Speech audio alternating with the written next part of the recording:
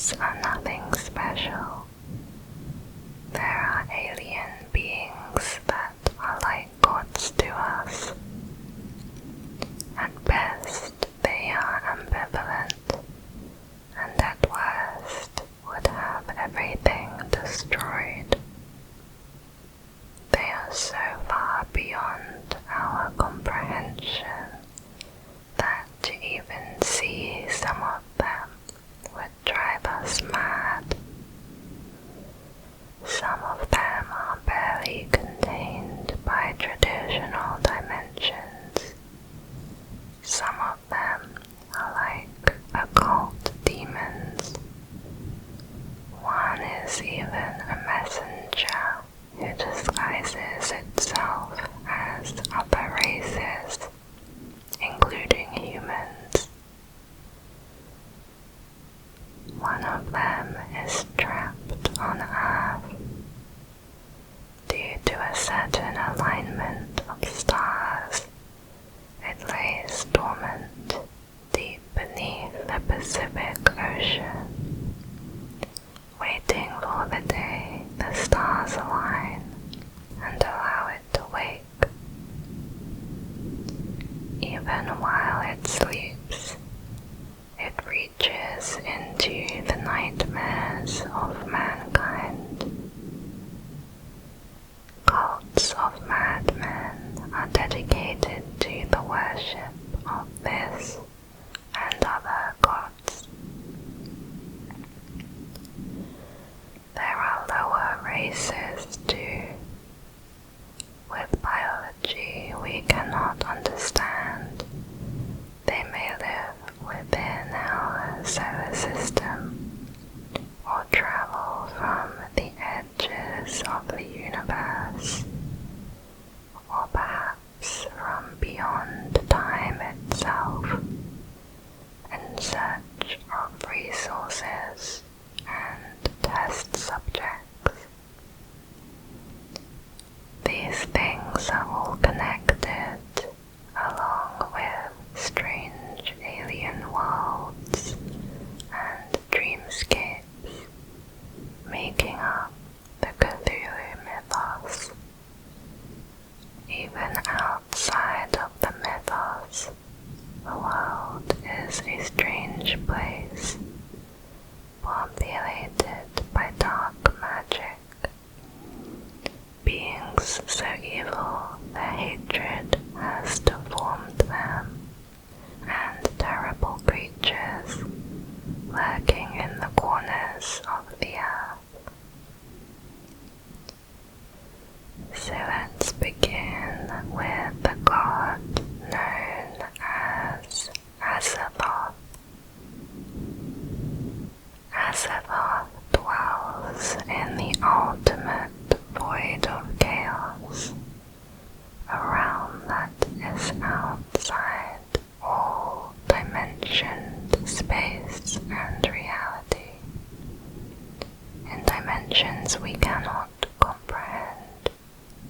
In the spiral black vortices of chaos reside the ultimate gods, also known as the outer gods. Azathoth and the outer gods are described as blind, tenebrous, voiceless, and mindless.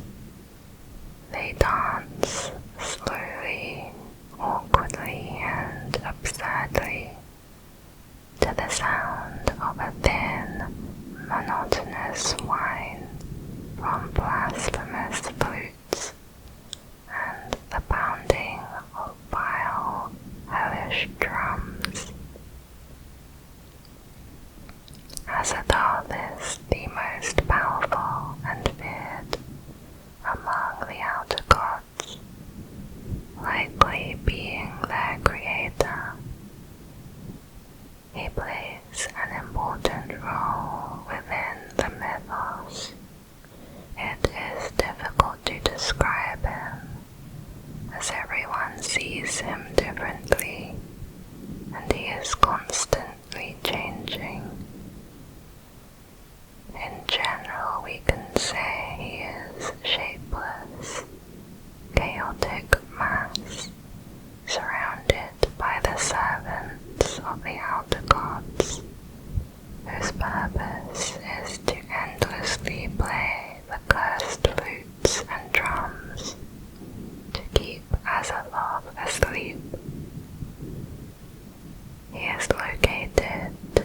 center of all existence, and it is believed he is the creator of the entire universe. There are a number of theories related to Azathoth. One is that he is just a puppet for an even greater being that is infinitely more terrible. Another theory is that he wasn't always blind and mindless, but was involved in a gigantic cosmic war in the past, and was the only survivor. Another theory says Azathoth's creations only exist in his dreams, which is our current existence. When Azathoth awakens, we will be removed from existence, and he will be alone once more. He is also said to mutter the contents of his dreams, which he cannot understand. There are a few cults for Azathoth on Earth, made up of completely insane people. They wish to summon Azathoth into the world and bring destruction. Azathoth shows no favoritism towards them, and is probably unaware of their existence. To our perspective, nothing in this outer void of complete blackness and chaos makes sense to us.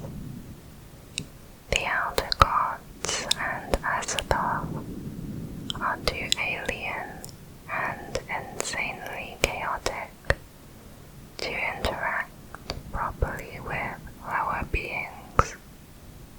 So their soul and messenger is sent as avatars to the lower realities to fulfill their untranslatable will.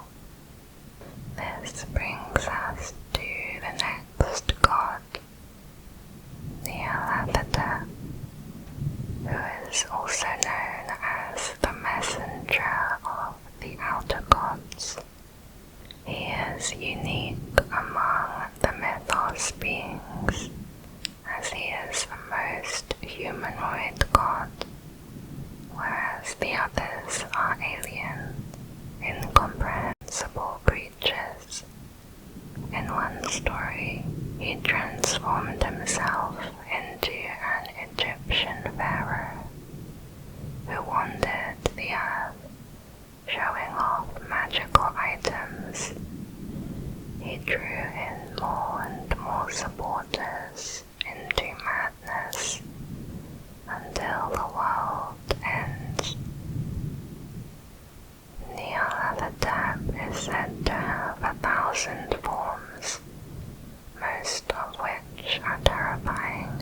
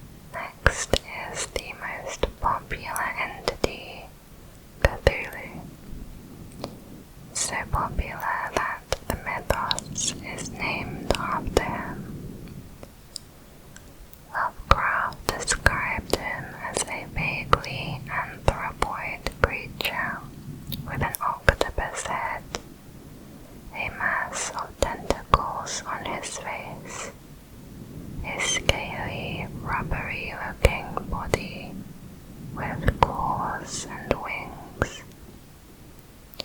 Lovecraft was inspired by his own fear of the ocean when creating this monster. Cthulhu is thought to have been born on the planet Pearl, and his great-grandfather is Azathoth himself. Later, Cthulhu traveled to the star of Thoth, where he had children. Cthulhu and his children then traveled to Saturn and then to Earth.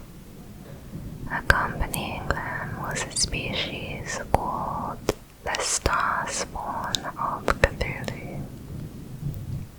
They landed on Earth and built the stone city Arlier, made from unusual green stones, organized in strange alien ways.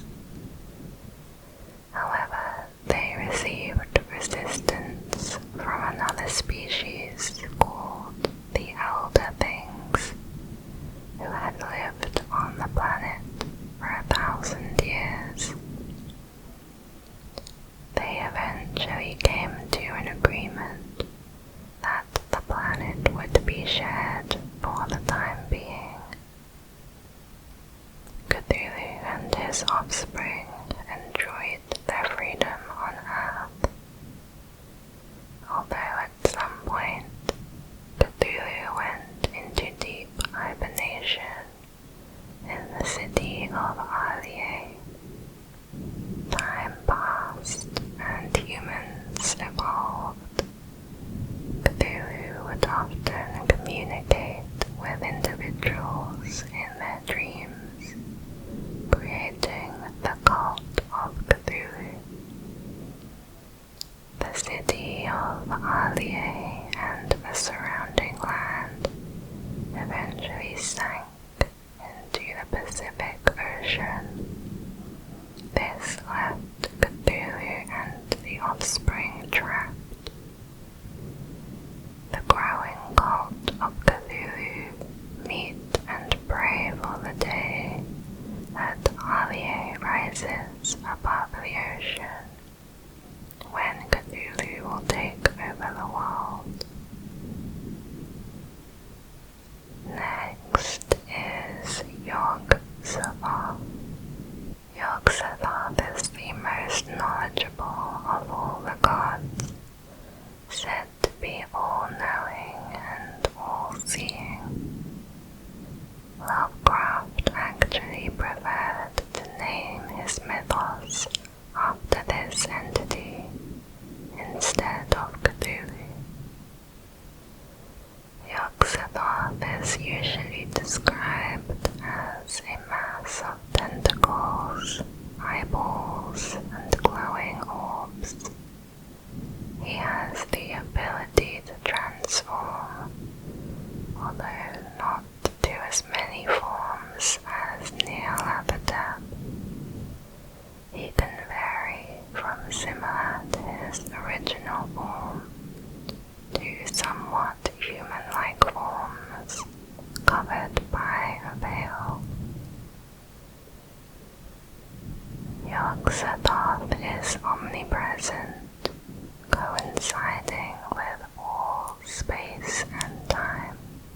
However, he is unable to enter our physical universe unless summoned. He views all existence and all dimensions simultaneously. Due to his omnipresence, he is worshipped by numerous species in many different timelines.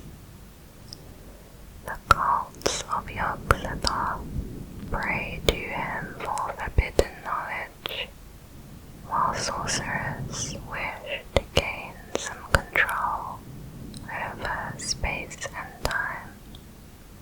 Those who have spoken to Yog-Sothoth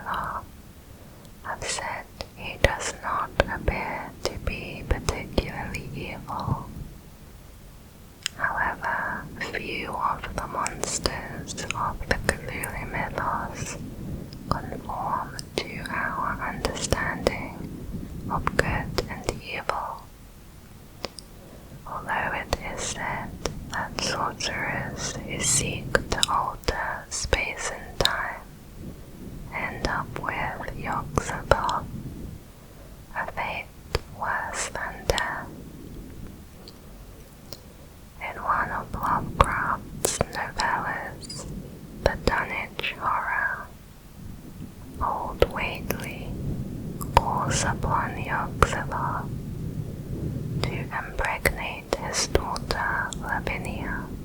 Lavinia has twin sons, one of which is the Dunwich Horror. Types of God. There are a few classifications of the gods within the mythos. The outer gods include Azathoth, Nyarlathotep, and Yog-Sothoth. These entities are among the most powerful and tend to exist outside our own space and time. Then there are the Great Old Ones, which include Cthulhu and many others.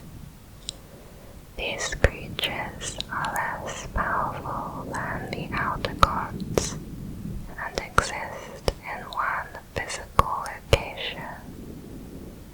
Then there are the elder gods, who often appear in humanoid forms and speak in regular languages. They have the most similarities to humans. However, there is one theory suggesting they are not who they say they are. They are instead a disguised form of a much darker being, Nyarlathotep. Next is Nodens. Nodens is based on the Celtic god with the same name. He is one of the elder gods, also known as the Lord of the Great Abyss, which may refer to the ocean or the underworld. He is depicted as an old man with white hair and a beard. He rides a seashell chariot pulled by mythical creatures. Nodens is served by entities called night gaunts, who are black humanoid creatures with wings. They do not have faces and make no noise. Nodens uses them to abduct creatures, including humans, for various reasons. Nodens is said to be a great hunter who killed a number of creatures serving Nyarlathotep. In two of Lovecraft's stories, Nodens appears to give advice and help to the protagonist. While this might make him seem good, Nodens has his own agenda, one which we cannot categorize into good or evil. Next is Hasta. Hasta is a great old one, and is the half-brother of Cthulhu. He is a lower god that lives on a star in the Taurus constellation. It is likely that he is imprisoned there. He mainly takes the form of a large octopus-like creature. He can take other forms, such as a bat-like creature, and also a humanoid creature nicknamed the King in Yellow, a hunched figure wearing yellow rags. He wears a featureless mask which covers a horrific face, a face consisting of maggots, inhuman eyes, liquid and tumorous flesh that constantly moves.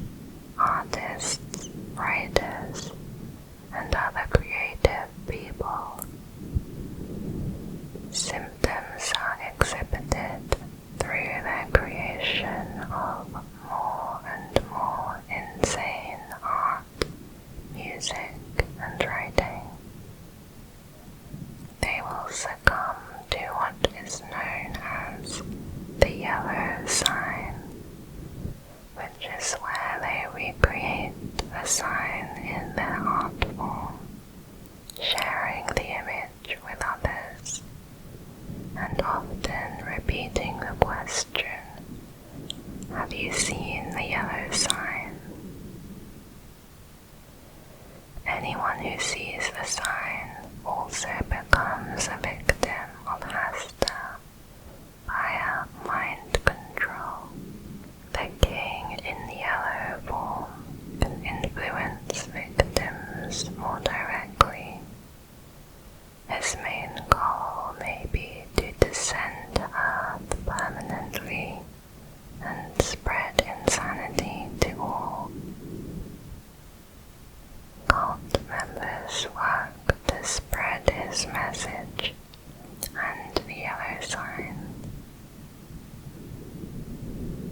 Next is Shna, usually described as a large, cloudy mass covered in black tentacles, slimy mouths, goat legs, and hooves. She tends to be referenced by writers in passing, with little information known about her. In Lovecraft's story, her name is used by occult members in chants and spells, although she is never described. Shna is an outer god of fertility, said to be the most widely worshipped god in the Mythos by many humans and other species. In exchange for sacrifices, Shna will grant her worshippers bountiful harvests and many children. It is said that she had many of her own offspring with Hasta and Yogg-Sothoth, and produced a number of entities, including those known as Nug, Yab, and Aqua. Nub is the father of Cthulhu. Another of Shna offspring is known as the Dark Young. They appear to be massive trees with big tentacles coming out from the tops, as well as large hooves and mouths all around the trunks. The Dark Young are found in the deep woods, where cult members gather to worship Shna. They watch over the rituals and accept the sacrifices. Shna rewards certain worshippers with a gift called Mother's Milk. Those who consume it supposedly change into something else entirely. Some say you will be transformed into her own Dark Young.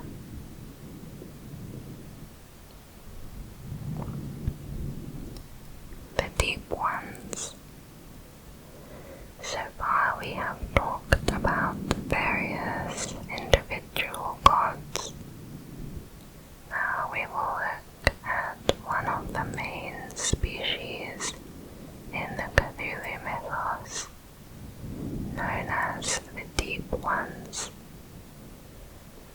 Deep Ones are fish-like creatures that live in the Earth's oceans. They also have the ability to live on land for certain amounts of time. They are humanoid with fish heads, scaly skin and gills. They can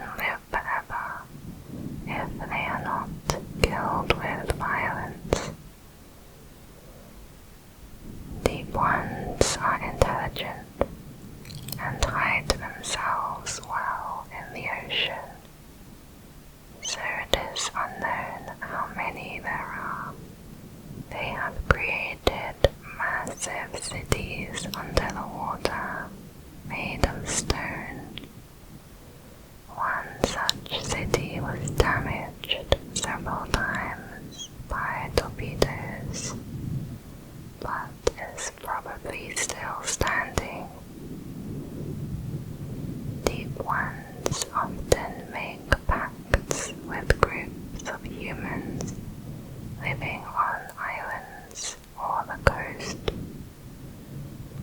They offer plenty of fish and gold trinkets in exchange for human sacrifices. The humans must also agree to breed with the Deep Ones.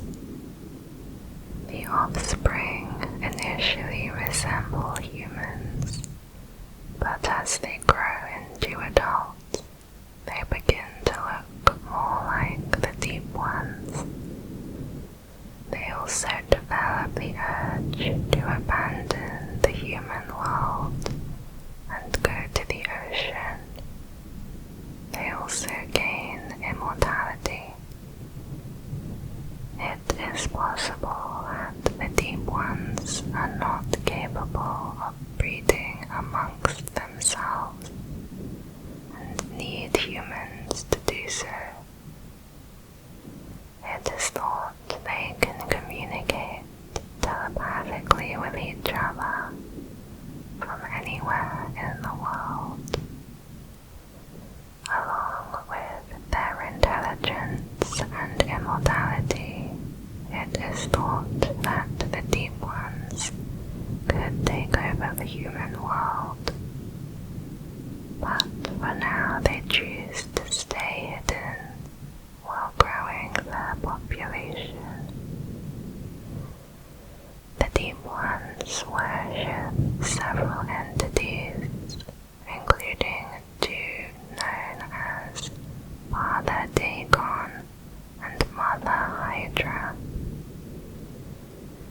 One theory is that Dagon and Hydra are great old ones and are ancestors of the Deep Ones. Another theory is that these are titles for the oldest and biggest of the Deep Ones, since they continue to grow throughout their immortal lifespan. The Deep Ones also worship Cthulhu. Some say that Dagon is just another name for Cthulhu. Great Old Ones. Cthulhu and Hasta are gods classified as Great Old Ones. There are also many others, such as the following. Yig, known as the father of serpents. Yig is apparently responsible for creating all reptile and insect species on Earth. Yig is easily pleased, but also easily angered. The snake god's main quality is a relentless devotion to his children, making it taboo to kill snakes. It is said that those who flouted him or wreaked harm upon his progeny would suffer the curse of Yig. He transforms his victims into half-snake hybrid monsters. Katana Thrower. Katana Thrower is said to be the firstborn of Cthulhu. He seems to combine parts of an octopus and an elephant, both scaly and wrinkled, while remaining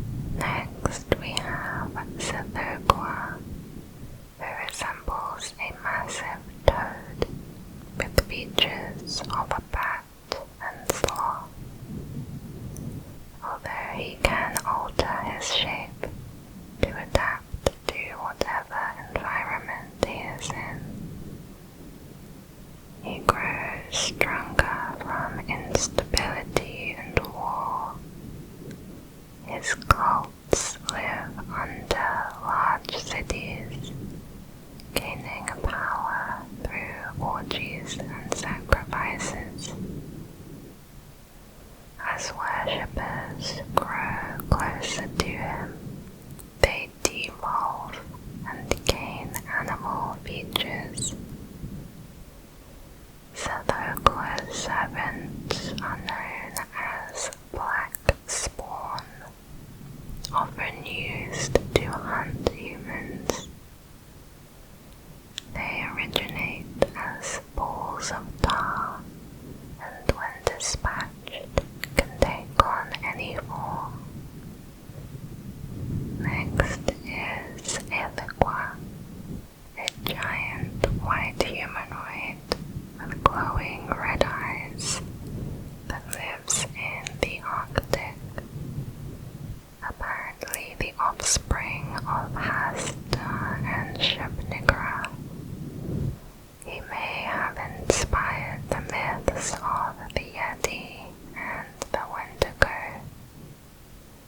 Aqua is believed to prowl the Arctic wasteland, hunting down unwary travelers in a gruesome fashion. Aqua's cult is small, but he is greatly feared in the far north. People often leave sacrifices for him, not as worship, but as appeasement. Those who join his cult are given immunity to extremely cold temperatures.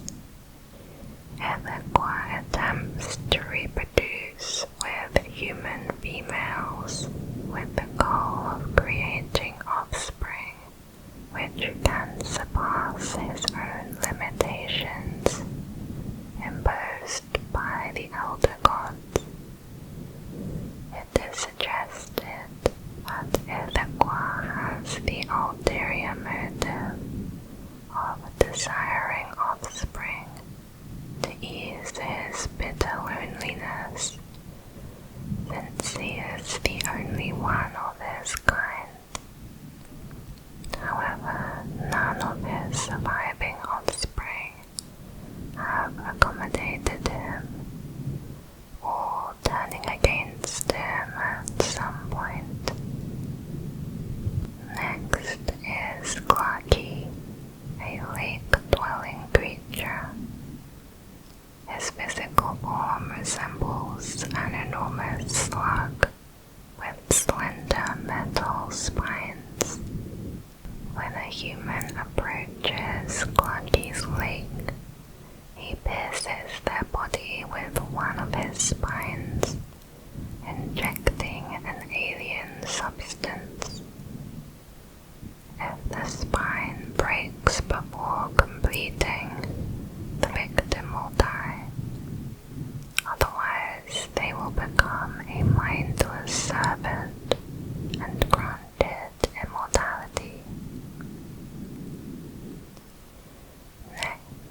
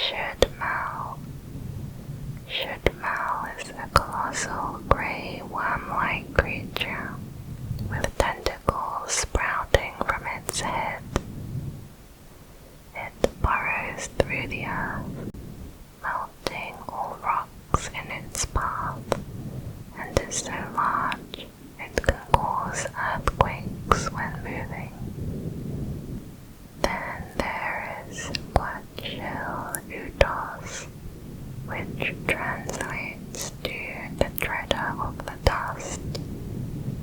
He appears as a mummified humanoid with withered arms.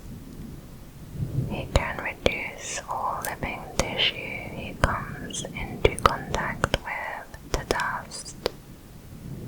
If you have ever subconsciously entertained thoughts of suicide, summoning this god is deadly.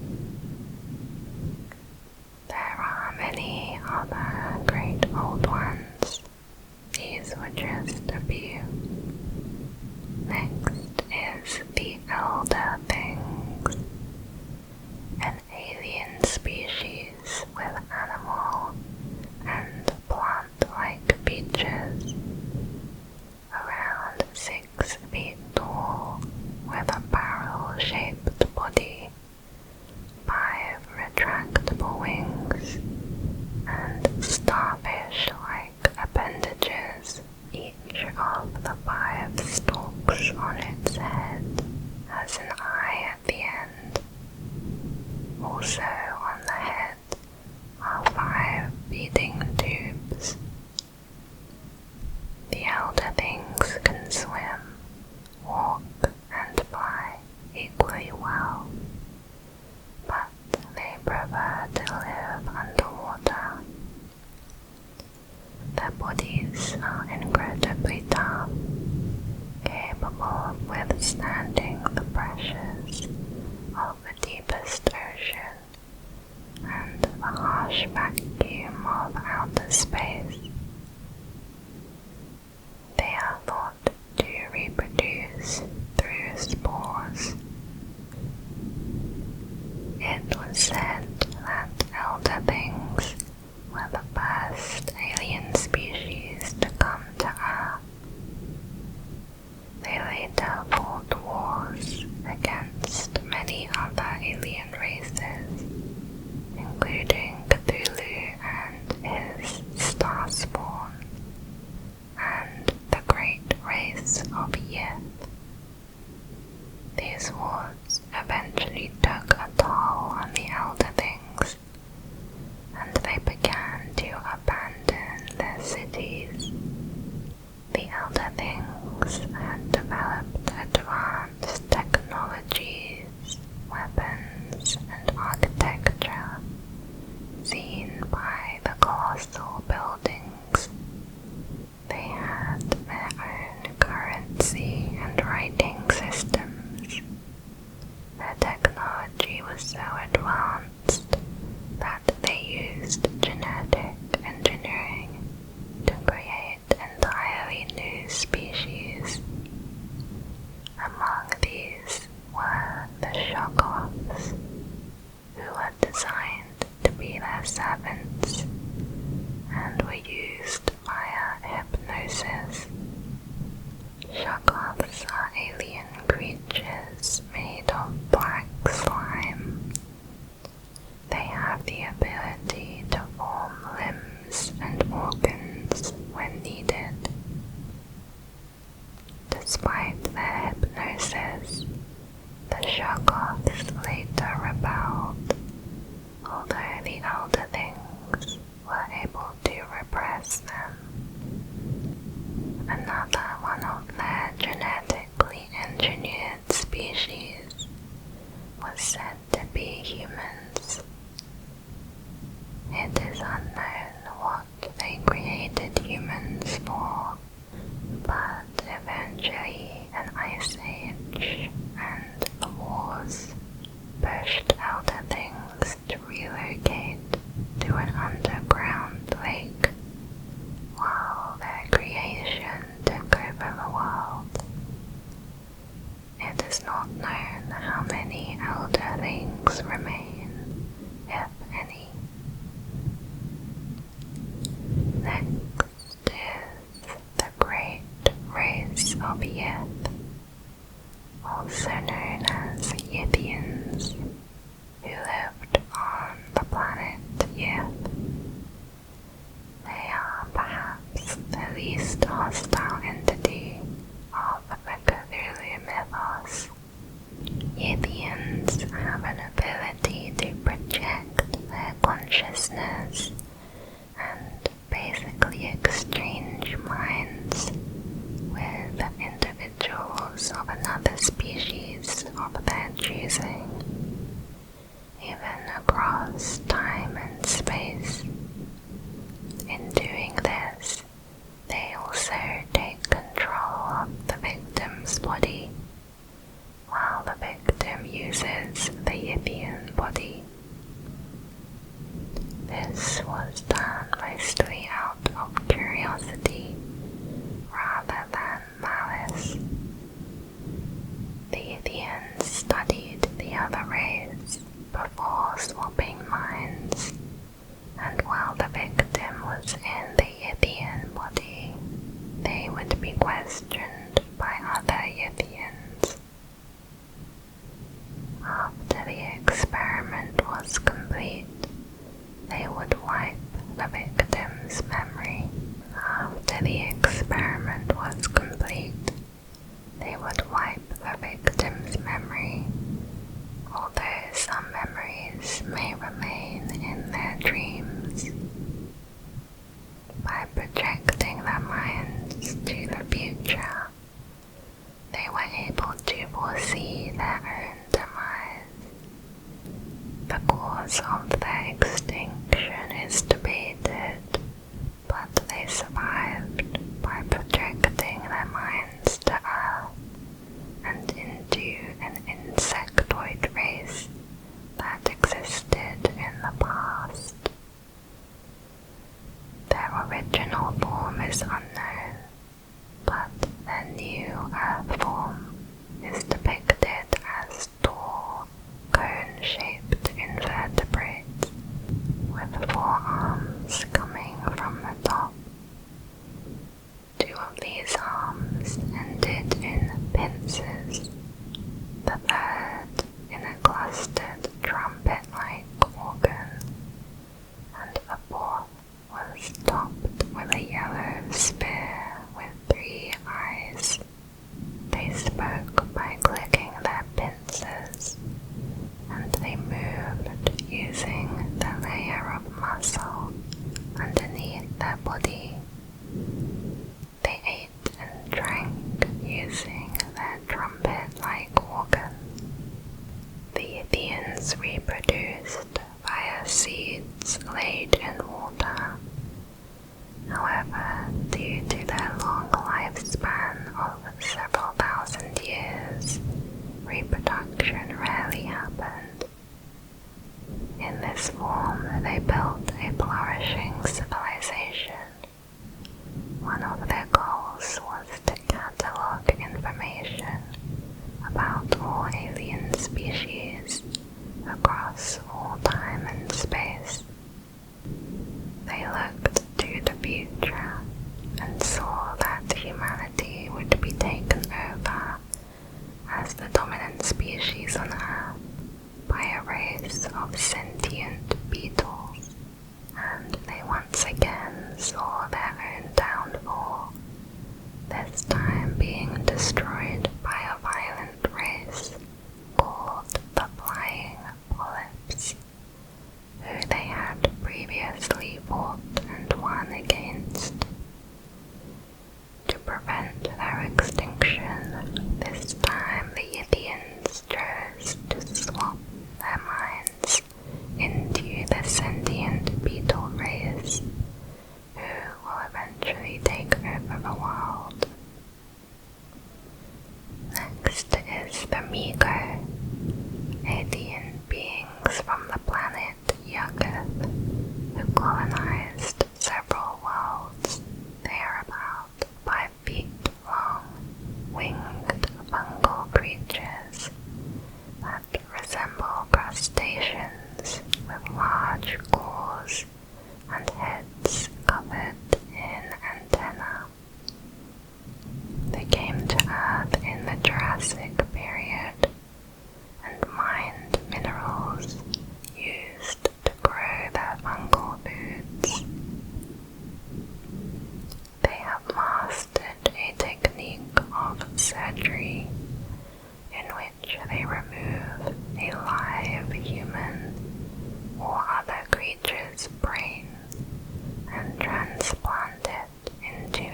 agenda while keeping it alive.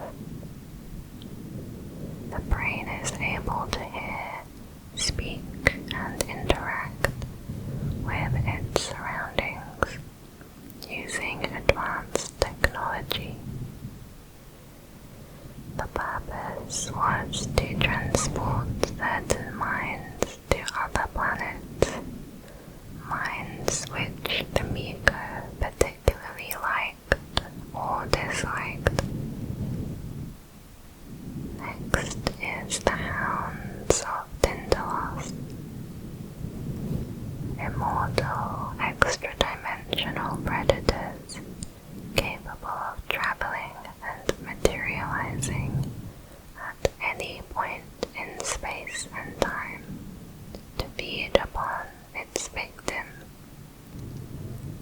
The Hounds of Tnd are said to inhabit the angles of time rather than our curved time.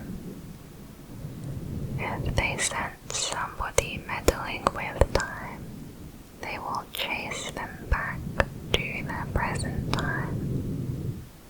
The hounds will only enter where angles or corners are present, such as the corner of a room. When entering into the universe, there will be smoke pouring from the corner, followed by the head and body. The victim is devoured, and a blue substance is left behind. Little is known of their appearance, as few survive their attack.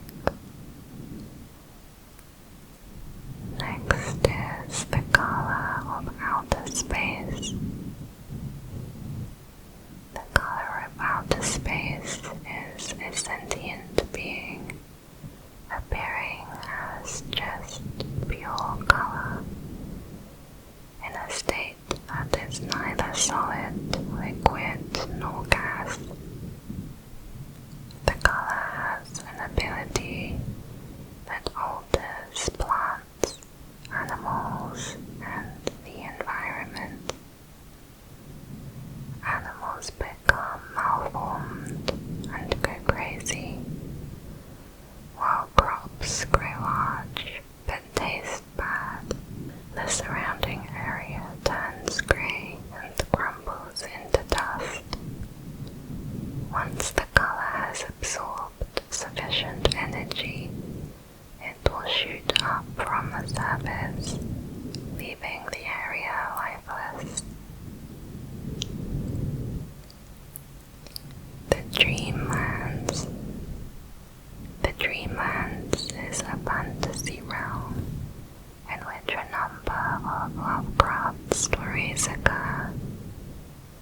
It is a vast alternate dimension or universe with lands, seas, creatures, civilizations, and underworld. This dimension is accessible to humans through their dreams.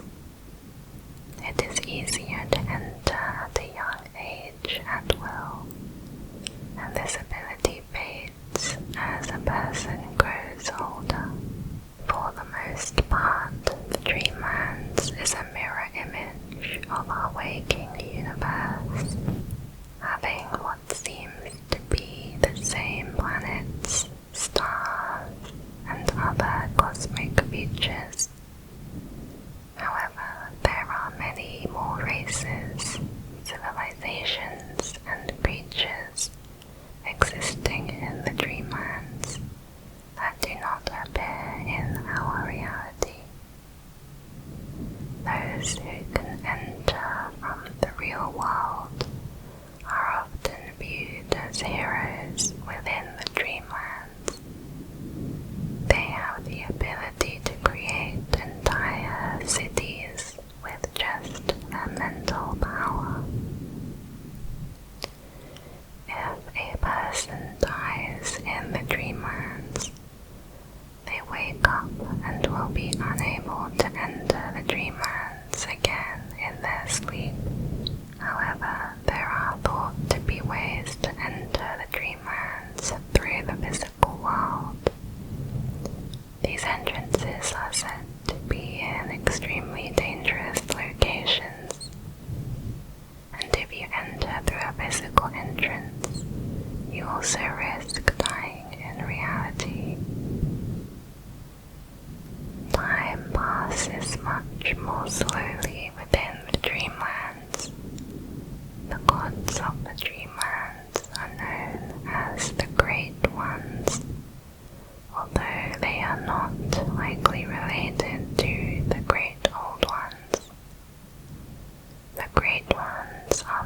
weaker and can be compared to immortal humans.